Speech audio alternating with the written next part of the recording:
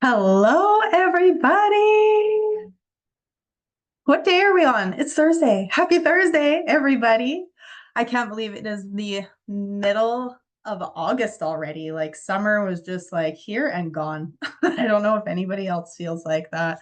Probably because this is the first summer that I've been like fully at home with the kids and all of the things. But anyways, I digress. Good evening, everybody. For those of you that are here when it's like bedtime, thank you. I appreciate you more than anything. For those of you that are here trying to cook dinner in the background, and that's why your video is off because you've got kids hanging off of both hips and all of the things. Thank you as well. I'm always so grateful when you guys come and share your time with me. I see some new faces and names on here tonight, which is so exciting. It means that some of you actually brought some friends, which is wonderful. Super excited to get to know everybody tonight. I want to take a quick second to show some love to the people that are watching the recording. And I want to make sure that I get this in early on when they are listening in, because there is a special level of discipline that comes in when you actually do listen to the recordings, right? The beautiful thing about this workshop is it is for the person that is busy AF, that has a jam-packed calendar, that has just got a ton on their plate. And the irony is that tends to be the person that can't make it here live. But if they're the person that takes that time to schedule it in to listen to this, like that was me for so long. That was the only way that I could get the help and the resources I need. And I know that it takes some work. So I just want to also give some applause to them as well. Like I said, there's some new people here. So I want to do a super quick introduction before we dive in. For those of you that don't know me, my name's Trish. I am a certified master life and performance coach. As a highly ambitious individual, the performance aspect of my certification was something that was very exciting to me. You guys will get to know a little bit more about that tonight and all of the things. I am a wife. I am a mom of two. I am the CEO of my own company, Rise and Thrive Coaching Ltd.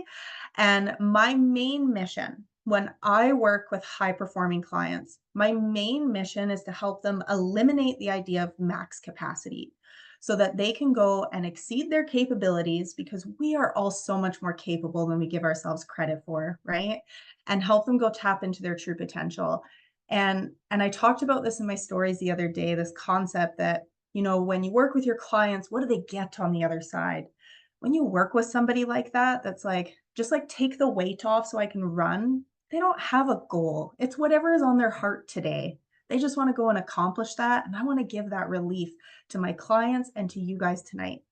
Because when we eliminate overwhelm and we feel like we are in control of our time and we know where our energy is going, that's what we get to do, right? We get to take that lid off of our potential and just go and live life fully. So before I get carried away, you guys have done workshops with me before. You know what's coming. We're going to do a giveaway. Snap a screenshot or just take a picture of the screen any way that you can. Share it to Instagram and tag me. If you don't tag me, I won't know that you did it. Come on, chat. Zoom updated all of its things. Where is the chat? There it is. My Instagram is at Trish93. So if you guys pop that there, tag me at the end of the workshop. Somebody, if I forget, please remind me because sometimes I get carried away at the end of these and I forget. I've got a $50 Amazon gift card for somebody, as well as my Master Your Time planner. Because why wouldn't I give that for the people that are here wanting to master their time? So I want to dig in, and we're going to hit the gates. Like, we're digging in deep straight away with you guys, okay? I want to ask you if I could wave a magic wand, and tonight I can literally just like hand you everything so that you become a master of your time. Scheduling, never an issue again. You're not overwhelmed. You can literally have whatever you want in this life, any goal. You can feel any type of way, whatever it is. If time was not a challenge for you, we remove that. What would you want to accomplish? What are the goals that you would want to reach? How would you want to feel? You guys can share in the chat thread. I love when people share, make this interactive so it's not just me talking to a bunch of squares. I love you guys for having your video on too. If you are busy cooking, that's fine. I don't care. You can turn your video on. I love seeing your faces. But I want to see in the chat thread, if time wasn't an issue anymore, what would you accomplish?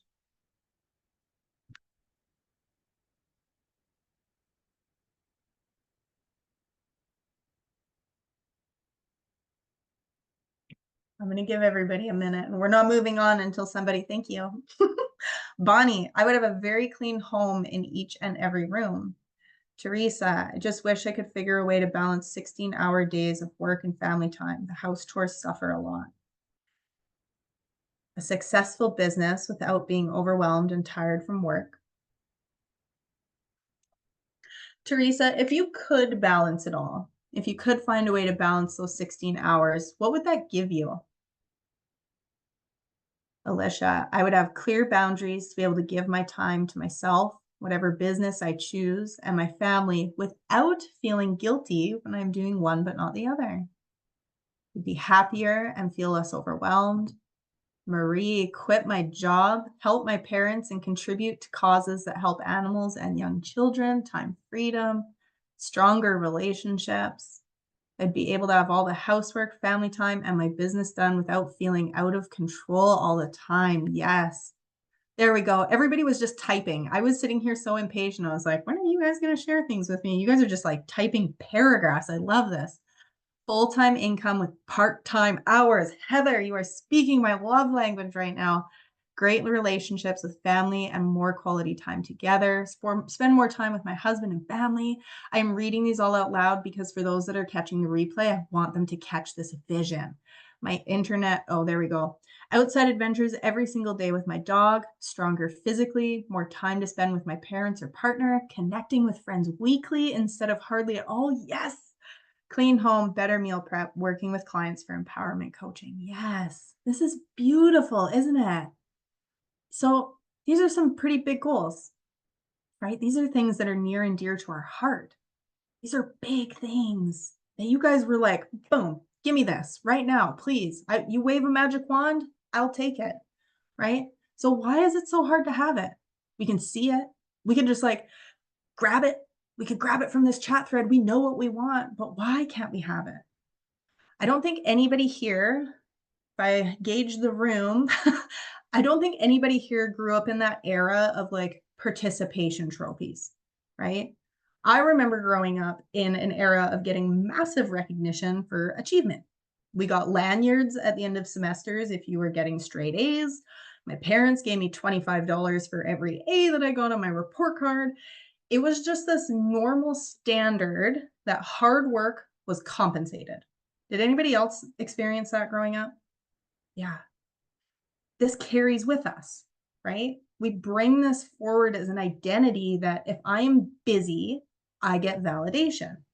If I am doing more and I'm doing well, I get recognition, right? I'm almost like celebrated in a way. So if we want recognition, we need to do more, more, more, more, more. And lucky for us, we live in a day and age and society where we are massively influenced by social media on what that more should look like. We have total internet strangers telling us how we should live our life, right? They're the ones that are telling us that we're bad moms if our kids aren't in every single activity that we can possibly put them into, right? They're the ones that are guilting and shaming us for making craft dinner. I have literally had somebody message me saying, you eat so healthy. Why do you feed your kids that crap? I also eat craft dinner. But we get guilted and shamed, right? What do you mean they're having processed food? You hit the drive-through? What do you mean you're not making homemade sourdough and you don't grow all of your gardens organic in your own garden, right? Did I say gardens? I meant vegetables in your own garden, right? It's ridiculous. But also, you should be working a full-time job because we want to be setting an example for our kids of everything that's possible. And you should have a purpose, right? Like outside of motherhood, you should be doing these other things. And also, all of those activities that your kids are in, they need volunteers for all of them. And we have a pretty big guilt complex. So we say yes and yes and yes, even though when we go to the kids' activities, I don't know about you guys, I like having at least one that I can just sit there and watch and do nothing. And it's actually a break for me because I'm not the one parenting. But we get that stink eye from everybody else that thinks that we should be doing more, right? We see the solution everywhere. Yeah, you know what, Heather? Actually, I had parent advisory committee in my notes. Let's talk about the PTA. We see the solution everywhere, right? We have a lot of people on social media that seem to be experts in everything, and they dish out tough love, not in super logical ways, right? We're talking about the people that say we all have the same 24 hours in a day. They're so ignorant to the fact that we could go with, I like the Beyonce comparison. Like, I don't have the money for someone to come and do my hair in the morning or like do all of the things. But even on a realistic level, some of us have cooperative kids that are self sufficient, like mine, that are out watching the TV right now and like they'll be okay waiting for dinner. Some of us have kids with developmental needs, right? Some of us have newborns that literally need a hand on them at all times. Some of us have supportive partners that are home every night, and some of us have spouses that are working away. Some of us have the income to hire a cleaner to come into the house once a week, and some of us are literally spending Sundays completely catching up on chores. So even if we all have the same 24 hours in a day, they don't look the same. But that person that when you come to them and you say, that's fine, but this is my situation, they say, well, you just need to make time. And it doesn't even make sense, right? The person is like, we all have 24 hours. They're like, you should make time. I'm going to get nitpicky over words here for a second. You guys will see tonight, like, why our words matter so much. But if somebody tells us, make time, and our brain goes, but I can't. There's only 24 hours. I literally, like, I could sit in a lab all day and try as hard as I want. I can't make an hour. I can't make 15 minutes. I can't make an extra second for myself. But I have to tell you guys that out of everything, my least favorite solution is this. You just need to prioritize your time better. Does anybody here feel like even when you tackle the to-do list, it somehow gets bigger?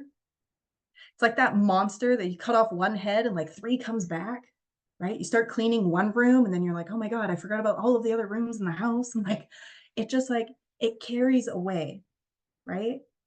When somebody tells you to prioritize your time better, I want to hear in the chat thread, what is your first thought? Because I'm sure I'm not the only person that has been told prioritize your time better. PG-13 allows for 1 to 2 F-bombs every hour, by the way. So if your kids are listening, I'm sorry now.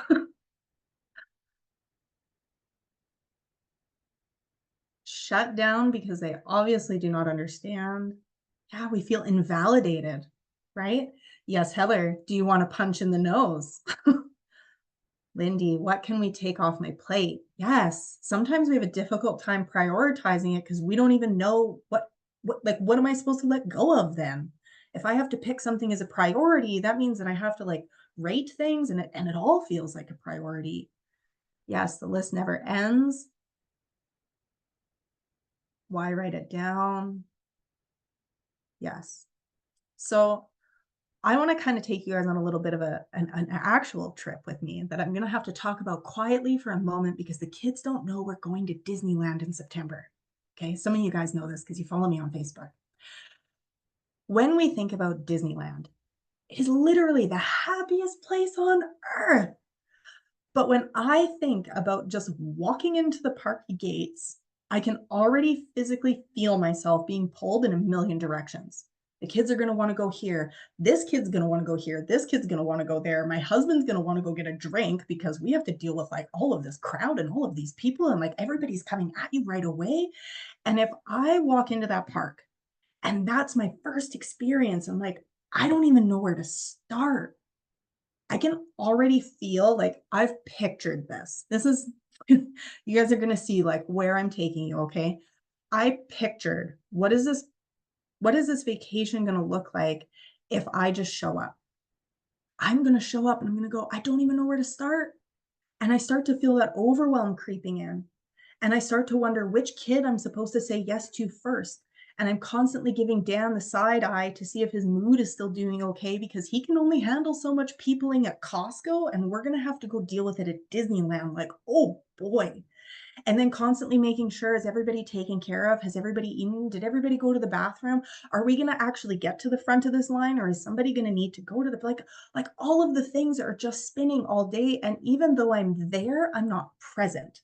Like, I know myself well enough that I can see that that's how that trip would go if we just showed up, because I would spend the entire time so concerned with what the next right thing is to do that I then end up getting snappy with the kids when they're fighting about who's going to sit in the left seat because this one gets the photos when you're going through the thing. Like, at the end of the day, the only reason we care about where we start is because we're concerned that we're not going to get it right.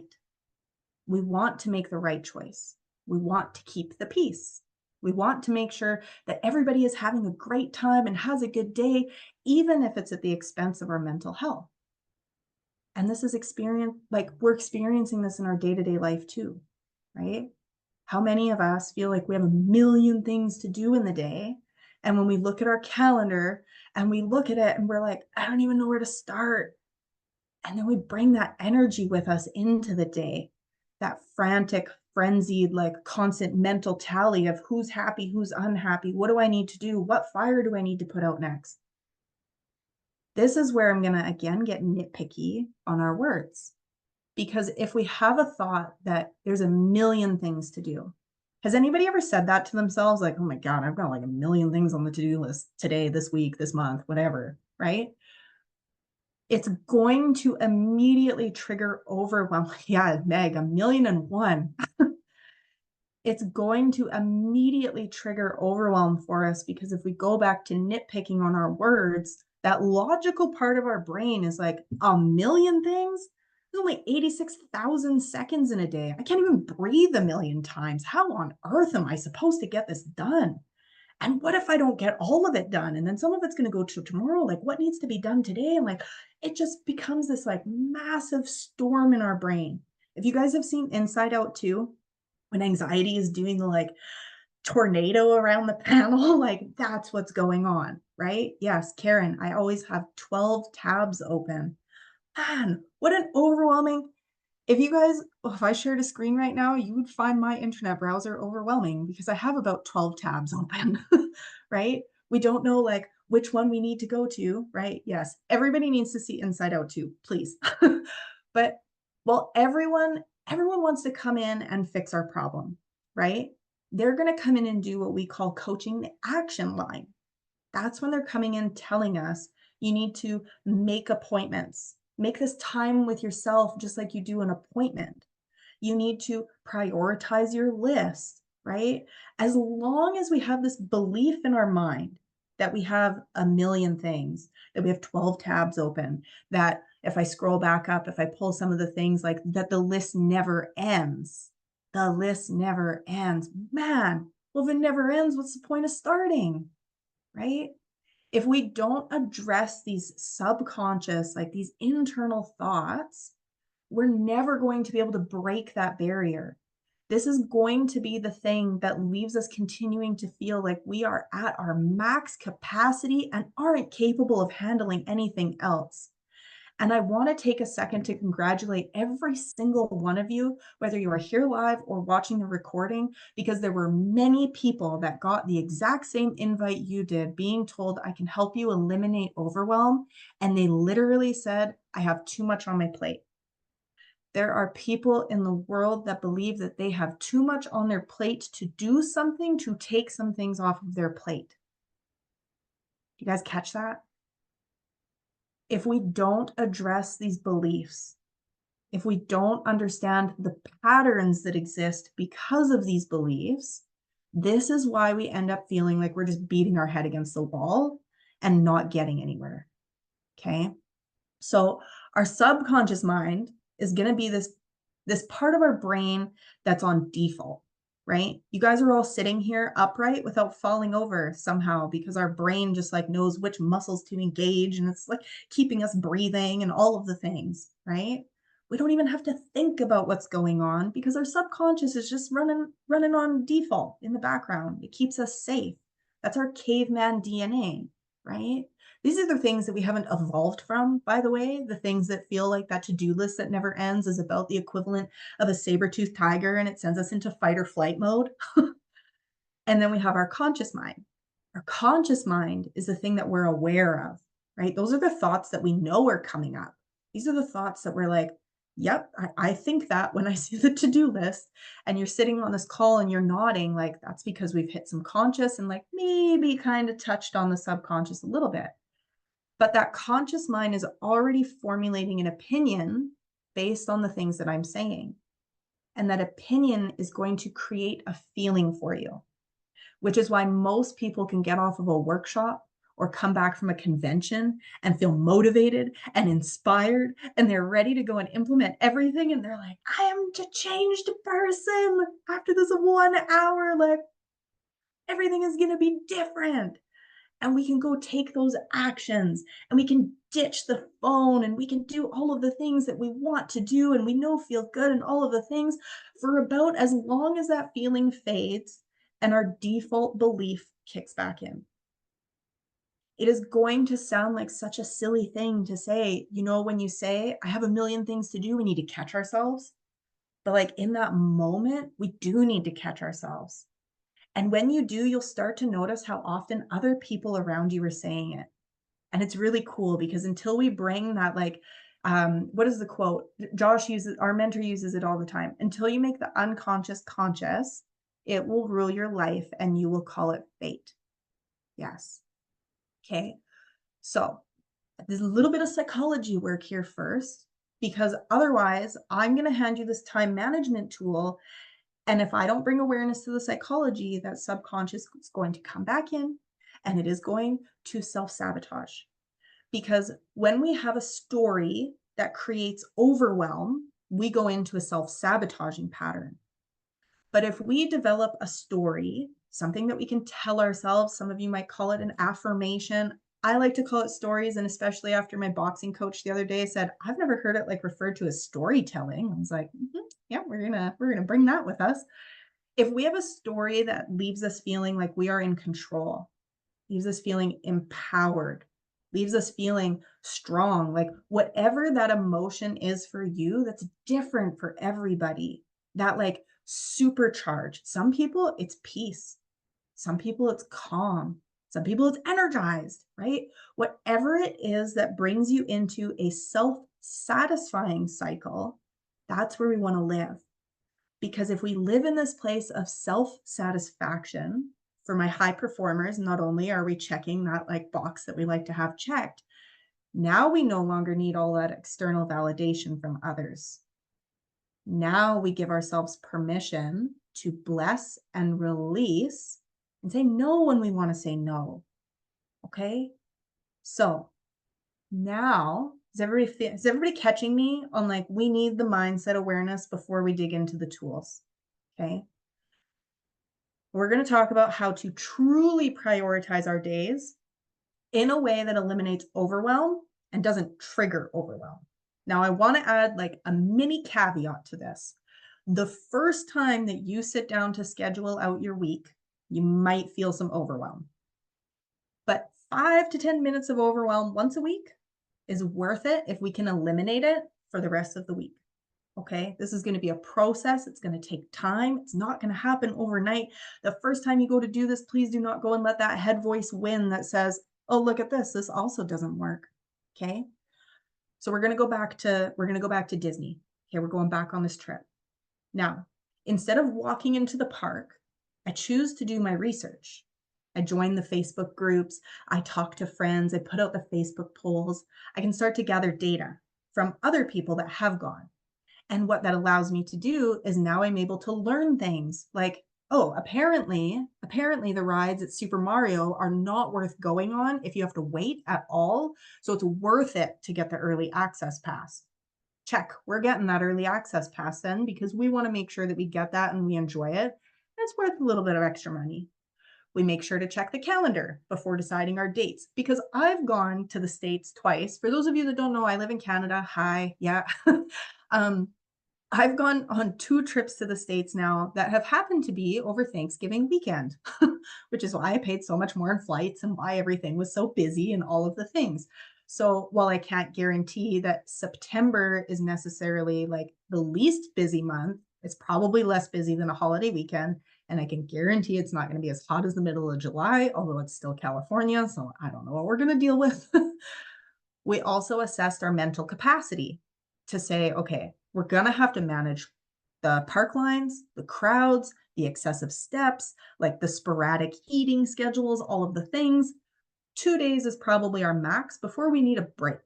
And we'll take a day off where we can literally just veg in the hotel, go down to the pool. I don't care, but we're not going anywhere that has any sort of a lineup.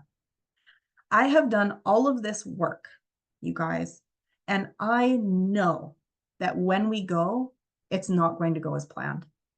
There is not a chance in hell that I can do all of this work and guarantee that my flights won't be delayed and all of the parks are going to be running and all of the attractions are going to just be like, I can do all of this work and know that it might not go the way that I want it to, but at least I've put in every effort possible to control the controllable and to eliminate the overwhelm and to give myself the mental capacity to be able to handle when the shitstorm happens.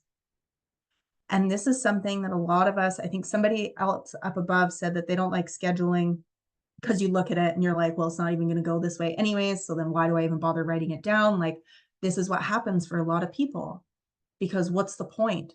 This is another subconscious belief, right? Every time we overcome one, there's another one because we're human beings and we've got decades of accumulated limiting beliefs, just like living rent free up in our head.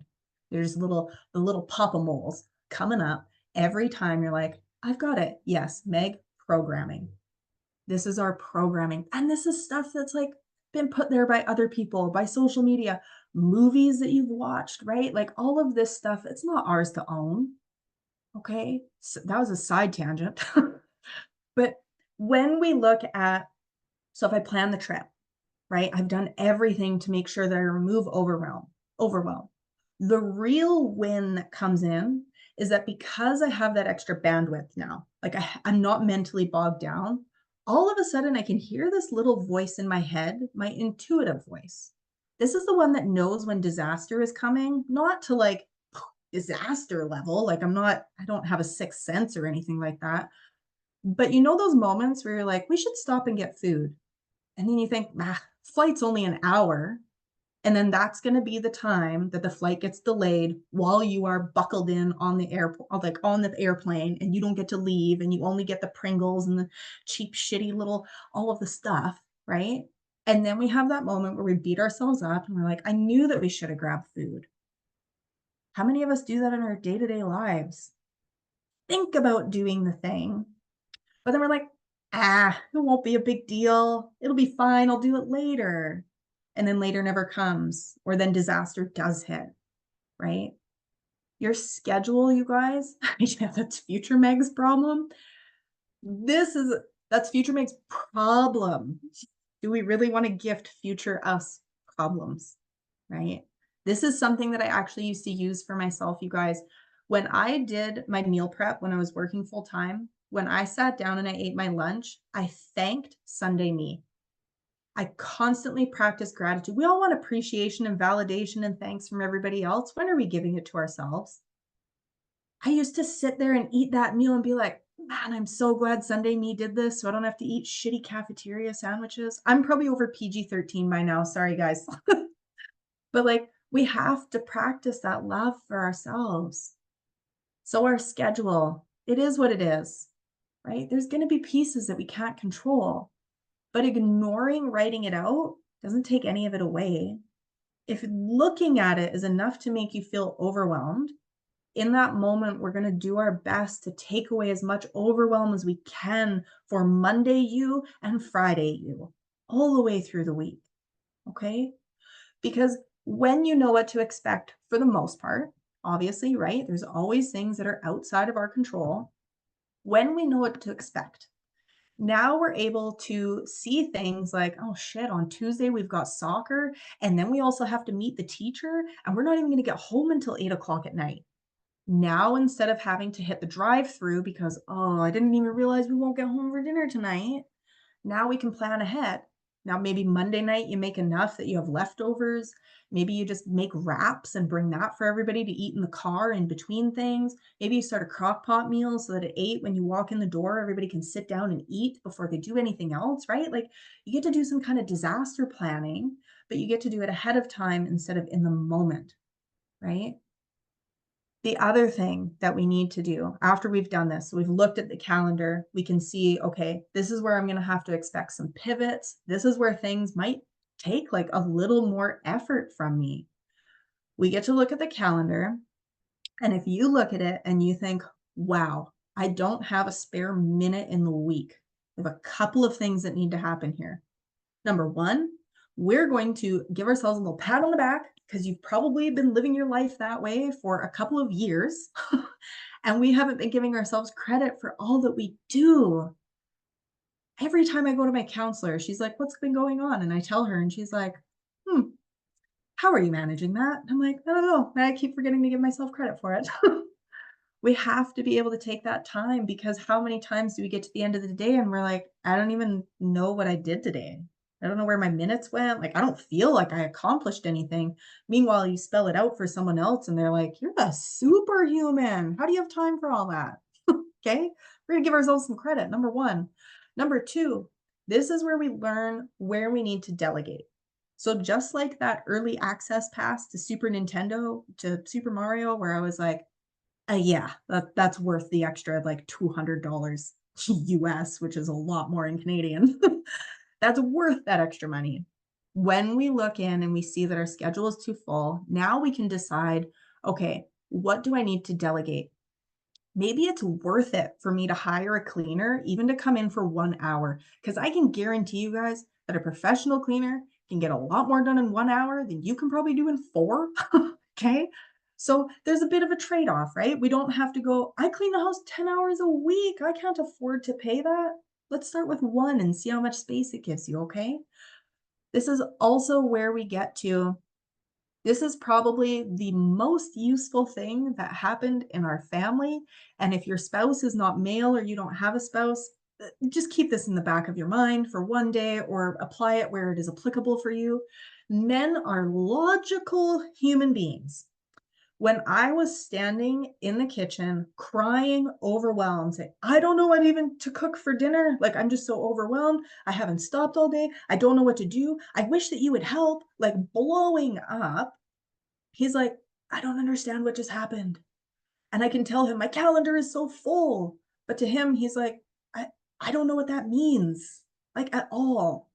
So if you've written it down, you have it on paper, and you go sit down with him at the beginning of the week before you were in overwhelm, okay? And you say, look, this is what's coming up this week. Somebody, I have a client that calls this like a family meeting. They make it like really legit. And I think that that flows in their household. So do what works for you, but sit down and say, look, this is what's coming this week. You know, on Tuesday, we're going soccer, meet the teacher. No one's home till 8 o'clock. Like, please don't plan to go to the bar with your buddies on Tuesday night, or you're not going to men's golf night on Tuesday, like whatever that looks like, right? But then also asking, like, what could you pick up? Give them the option, like, say, hey, between these two things, like, I need something to come off my plate. Which one could you help with? Right now, we get to have some like practical, communicative, productive conversations with the people that we need help from. And it doesn't guarantee that they're going to help, but it goes much further than if we come from this reactive state. Okay. The other thing that this does, because now we hopefully have some blank spaces on this calendar. Now, especially now that we've delegated a couple of things, right? Now we know where later is. Now, if you do skip the workout and you say, okay, I'm going to have to do it later, we're not just saying I'll do it later. We're saying, oh, I have this window of time here. I'm going to do it there.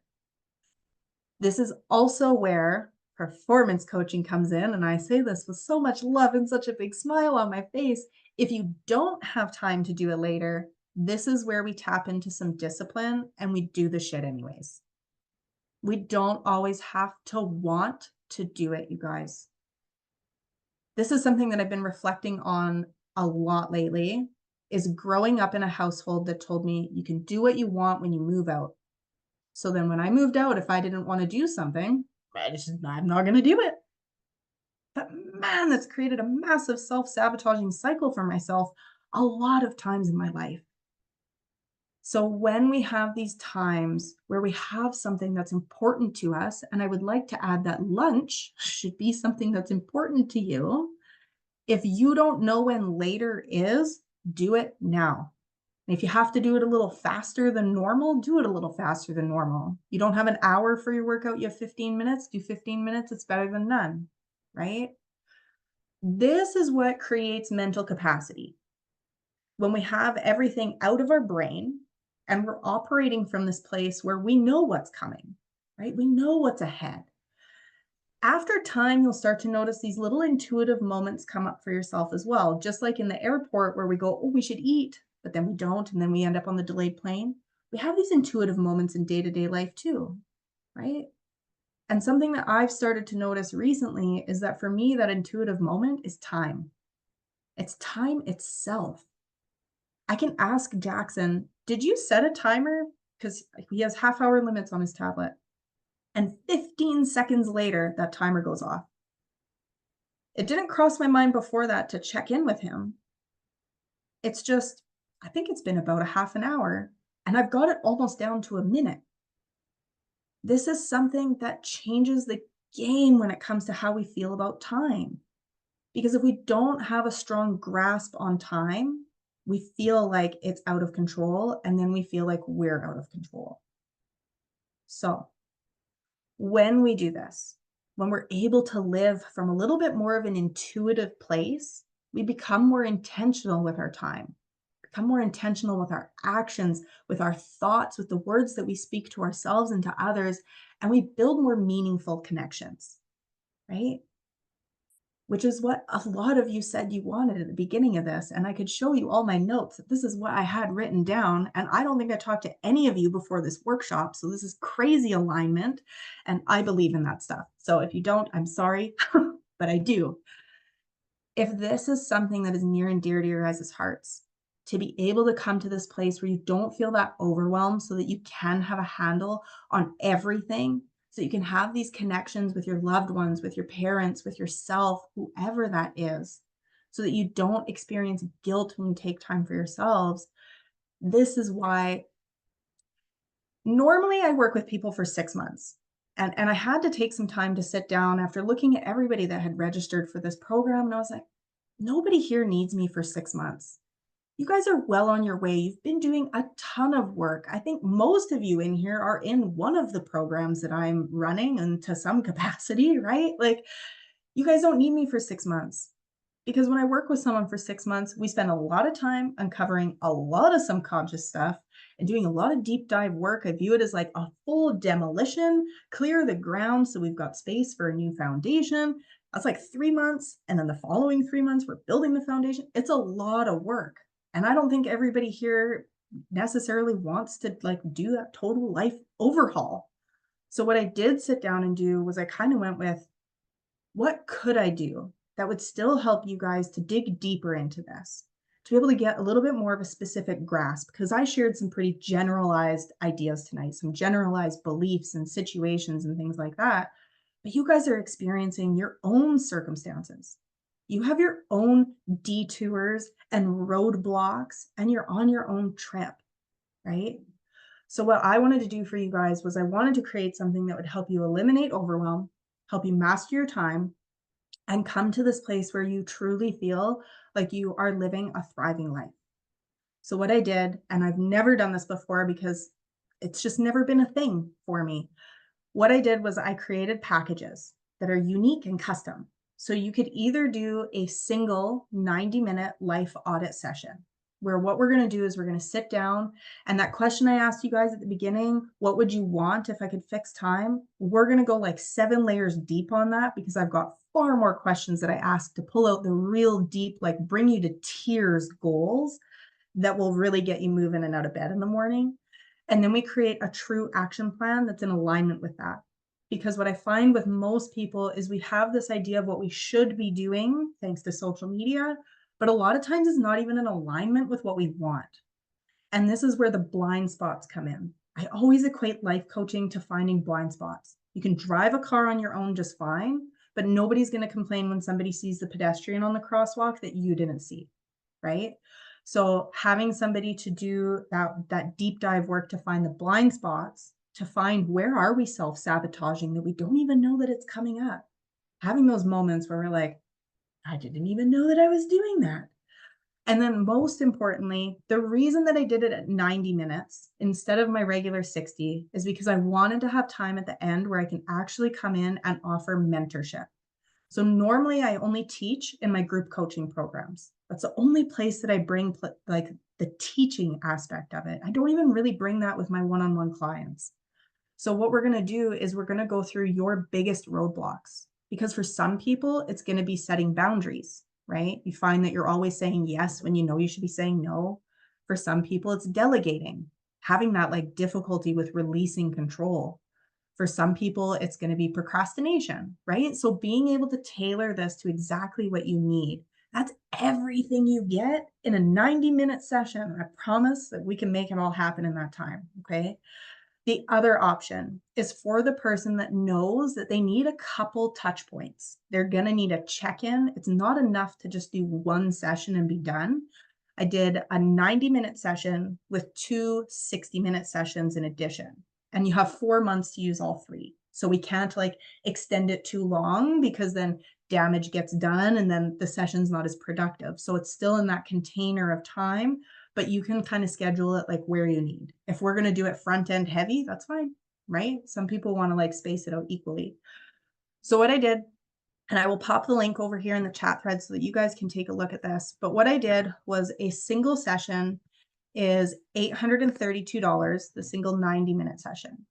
What I did for you guys, because you are here and you are giving me your time and you are sharing so much with me, you're sharing social media, many of you brought your friends and all of the things, from the bottom of my heart, I always want to pay that forward. So what I did was I dropped the 90-minute session down to $333.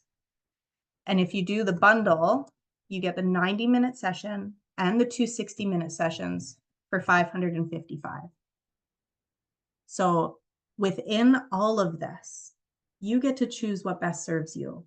And maybe this was enough. Maybe this was all you needed, and that's wonderful and that's amazing. And I'm glad to be part of your journey and spark this shift in how we approach everything. But if you're someone that's like, no, like I need this to be different, I always encourage people to go to the end of the year. Really like the end of the year. I really like New Year's, going to Christmas time, being surrounded by your family and picturing if things are still going the same way that they are now, how is that going to feel? And if things could be so drastically different, if you could go into January with this new belief, without overwhelm, with a rock solid action plan to actually implement your New Year's resolutions, would it be worth the investment in yourself? Because that's what this is. It is always an investment in you. Okay. All of this being said, I'm going to remember to do the giveaway. But if anybody has any questions, please pop them in the chat thread. Teresa, how much do you charge for packages? Yes. So I dropped that in there. The link is there. And then if you need payment options, please let me know. And then I'm able to go in and I can custom create a link that's just for you. Because it is different depending if you're in Canada or the States, how just back end things, how they work. But if you need a payment plan, I can set that up for you. And let's give away some things. I need Instagram to load. Was this helpful tonight, everybody? Sarah, thank you. I see that. I'd love to hear what everybody's biggest takeaway was tonight. What are you going to walk away from this and implement? And Julie, you are the winner. Julie still here? You are. Yes, the Disney analogy. Analogies are super helpful for kicking out all of the our brain always wants to go to logic, and sometimes we need to be like, "Oh, well, if that works over there, why can't it work over here?" Right? Sit my ass down and just write it out. Yes, delegate, never-ending reminders to focus on myself first. Yes, Alicia. So this is something actually that I also wanted to I want to end on this note. If something is helpful for you guys, listen to it more than once. If you need to, listen to this every Sunday when you sit down to write out your week, right? If we can listen to our favorite songs on repeat, we can also listen to the things that help us change and grow and evolve on repeat as well. Okay. Yes. Give myself gratitude and credit for the things that I have done. Yeah. I am so proud of all of you. And we finished under an hour. For those of you that have done workshops with me before, it's hard. I think I probably just talked really fast today, but um, okay. I will get the recording out to everybody as soon as I possibly can. If this was helpful, please feel free. This was a free workshop. You can send it to your friends. It's just going to be the Zoom link. That's a lot. I'm going to get it uploaded to YouTube actually, so that you can share that link and everybody can access it and they don't need passwords or anything special. And yeah, other than that, I love you all so much. I'm so proud of all of you for showing up tonight, for leaning in, and thank you for engaging in the chat thread because it makes this so much more fun. I will talk to you all soon. Bye, everybody.